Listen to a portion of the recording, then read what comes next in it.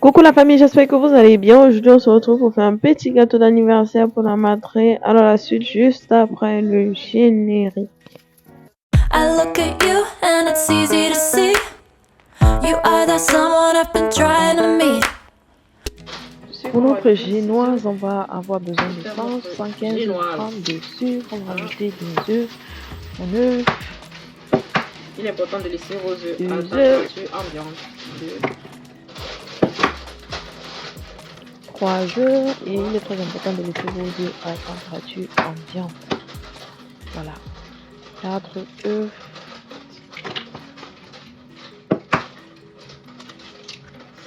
5 œufs. Et si entre temps on laisse préchauffer notre four à 165 degrés. Donc on va utiliser. Ensuite, on va mélanger le tout pendant 10 minutes. Il est quelle heure? Ensuite, on va fouetter le tout pendant 10 minutes, très important surtout. Donc, ne sautez pas cette étape, trop bien mixer vos œufs pendant 10 minutes. C'est ça qui va permettre à votre génoise de bien gonfler et d'être spongieuse, quoi. Pour tous les nouveaux, n'hésitez pas à vous abonner, me lâcher également un petit pouce bleu et d'activer également la cloche de notification pour ne rien louper. Et pourquoi ne pas me laisser également un petit commentaire et tout ça. Voilà, les amis, voilà comme ça. Merci beaucoup, vous soyez à plus de 700. Voilà, on a fait 10 minutes en fait. C'est très important en fait de bien battre votre mélange. N'hésitez pas à vous abonner. D'ici la fin de la semaine, objectif, on doit atteindre 800 parce que nous sommes déjà à 700 et quelques. Donc on a pour objectif, c'est mercredi. Dimanche, on va être à 800. Maintenant, on va rajouter de l'arôme. Donc une fois que vous avez bien battu, voilà quoi ressemble votre mélange. On rajoute de l'arôme. Là, j'ai opté pour l'arôme vanille. Vous ajoutez l'arôme de votre préférence. Donc voilà. Ensuite, je vais ajouter également 175 g de farine. Et faut surtout pas remuer en fait. Donc, on prend du bas vers le haut et on tapote. Du bas vers le haut, on tapote et doucement. Faut pas faire de la force. Sinon, vous allez gâter votre pâte. Donc, on met au fur et à mesure. Et petite astuce, vous pouvez tamiser votre pâte. Vous voyez, votre farine, je veux dire. Donc, vous tamisez une cuillère à soupe à chaque fois. Pour ne pas mettre de trop, quoi. Parce que quand vous mettez la farine, ça va au fond. Donc, raison pour laquelle on met petit à petit et on remue à chaque fois. On prend du bas vers le haut et on tapote. On prend du bas vers le haut, on tapote. Au fur et à mesure que vous avez utilisé vos 175 g de farine.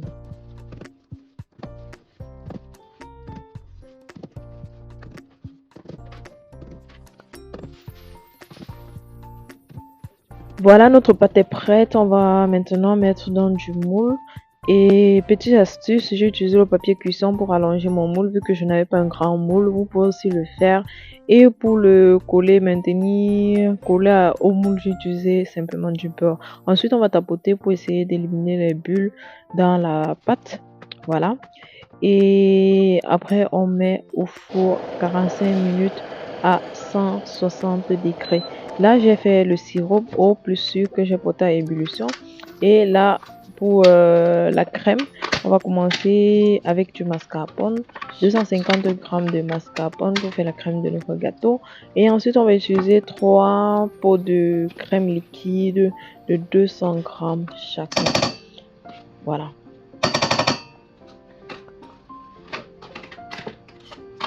Donc, voilà mes pots de crème, à quoi ça ressemble. J'ai pris 30%, 200 ml.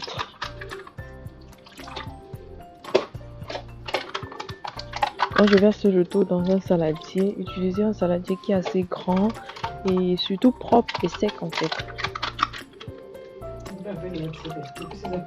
Voilà.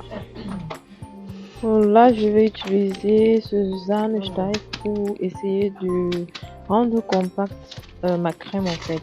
Bon, pas compacte, mais je suis compacte pour qu'elle puisse tenir en fait. Vous voyez, pour qu'elle ne soit pas liquide une fois après qu'on ait bien fouetté quoi. Donc je vais mettre 2 sachets.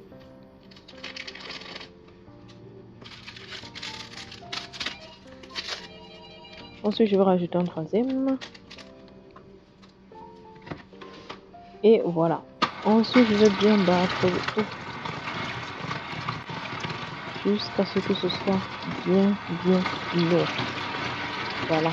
Ensuite, on va utiliser le sucre glace. J'ai utilisé 100 g de sucre glace. Et j'ai rajouté la crème. Et qu'on a ouvert.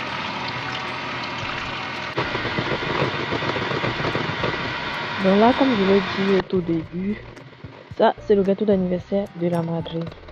Pourquoi je l'ai fait seul? Parce que je me suis prise un peu trop tard en fait pour commander. Vous voyez, c'est un peu lourd quoi. Je me suis prise assez tard pour commander son gâteau et du coup, comme il y avait tellement de fériés cette période-là et que c'était aussi les congés d'été en fait. Tous les boulangeries que j'appelais, on me disait ah non, nous sommes fermés, on revient seulement telle période. Et puis j'avais pas assez de temps en fait. Donc voilà à quoi ressemble notre génoise. C'est à presque prêt. Donc je vais arrêter. Ça c'est après 45 minutes.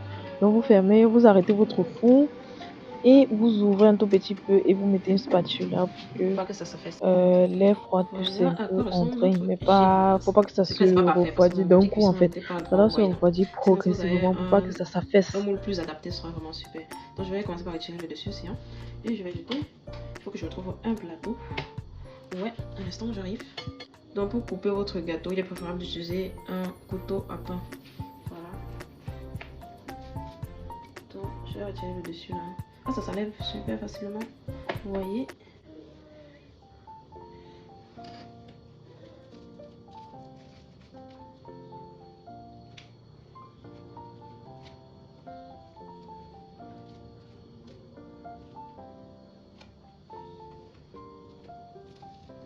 Donc je travaille et puis je vais vous montrer la suite après.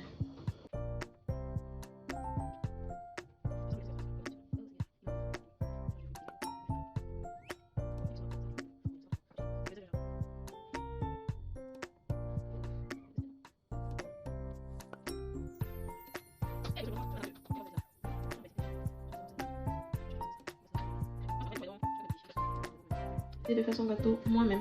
Voilà, maintenant on va essayer de couper en rondelles. Faire des pas égales quoi. J'espère que je vais y arriver. Oh.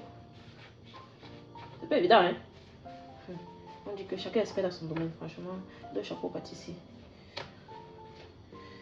Mais notre génoise, franchement, elle a réussi à ça. Regardez vous-même, c'est moelleux. Regardez vous-même. Regardez. Je sens que le côté, je vais poser ça comme ça pour essayer d'avoir un effet plat.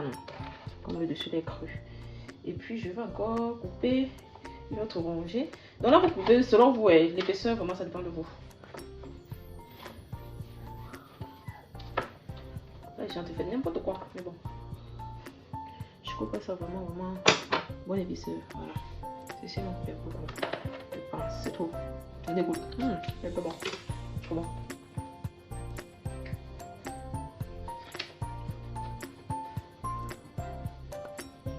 C'est éponge, Bob l'éponge, vous voyez non. Donc désormais vous avez la recette pour votre génoise Bob l'éponge. On a baptisé. Voilà si vous voyez. Et puis on a notre dernier carreau que je vais retirer. J'avais mis le papier cuisson en bas, vous voyez. Donc je vais juste retirer notre papier cuisson et on va envoyer notre dernier étage.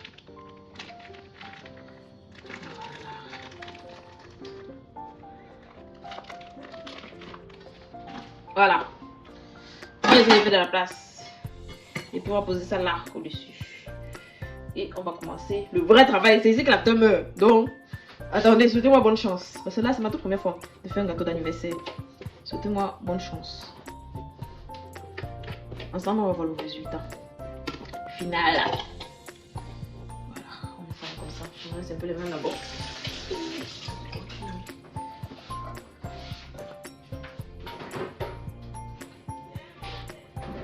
Donc on va utiliser notre crème,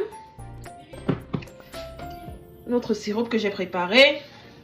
Le sirop c'est juste de l'eau et du sucre, on met à ébullition. Une fois que ça commence à bouillir, vous retirez du feu et puis vous laissez reposer quoi. Donc je vais essayer de mettre mon gâteau. En fait c'est pour que ça adhère, la crème adhère facilement. Je sais pas où ces petits trucs s'y sautent. Bon, faut pas non plus trop tremper, donc essayez de mettre juste un peu comme je mets là. Voilà. Ensuite, on va mettre la crème. La crème de la crème.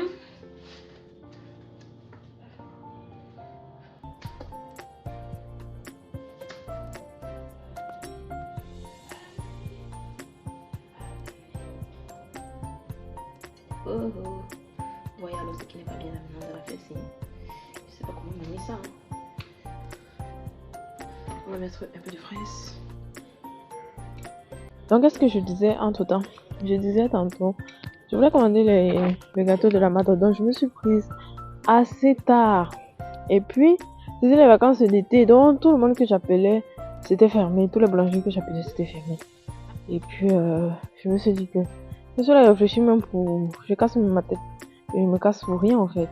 Autant mieux, aller acheter les ingrédients. Et moi-même, je fais un gâteau. Et ça...